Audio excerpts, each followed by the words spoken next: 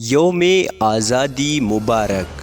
مگر کیا وہ دن یاد ہے جب بہار انگریزوں نے ہندوؤں کی خوشی کے لیے ہندو کو دے دیا تھا اور مشرقی پنجاب، بہار، گورداسپور اور کشمیر اکثریتی مسلمان صوبے اور شہر ہندو اور سکھ کے رحم و کرم پر چھوڑ دیے تھے؟ یاد ہے؟ مسلمانوں کو آزادی سے چند دن پہلے غیر مسلح کر دیا گیا تھا، یاد ہے؟ پھر وہ بھی دن یاد کرو جب اعلان ہوا تھا یہ ریڈیو پاکستان ہے، آپ کو پاکستان مبارک ہو۔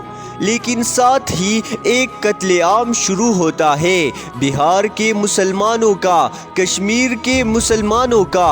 اعلان ہوتا ہے پاکستان کے لیے 3 ٹرینیں نکل پڑی ہیں مہاجرین کا قافلہ لے کر، لیکن راستے میں ہندوؤں نے 2 ٹرینوں کو مسلمانوں سمیت جلا کر راکھ کر دیا۔ ایک آئی ہے مگر اس کے بھی آدھے مسافر شہید ہو چکے ہیں۔ وہ دن یاد ہے جب مسلمان بچیوں کے ننھے بچے سکھوں نے ان کے سامنے ذبح کیے، جب بچیوں نے کنووں کو اپنی غیرت اور عزت کی حفاظت کے لیے بھر دیا، جب سکھ اور ہندو مسلمان عورتوں کو برہنہ کر کے جلوس نکال رہے تھے، یاد ہے؟ جب بہار میں 10 لاکھ مسلمان شہید کر دیے گئے تھے، یاد ہے؟ گھروں میں بچے، نوجوان عورتیں زندہ جلا دی گئی تھے، کیا یاد ہے؟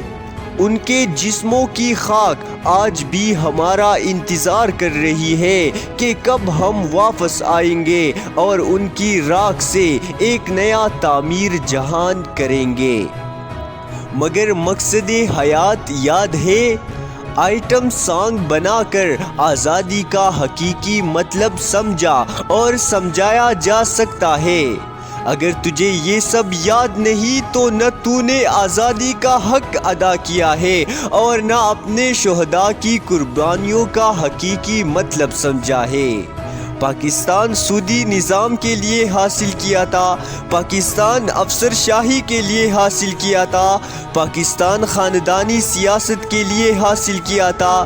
14 اگست کا دن سمجھو میرے بھائیوں، پاکستان کا مطلب سمجھو۔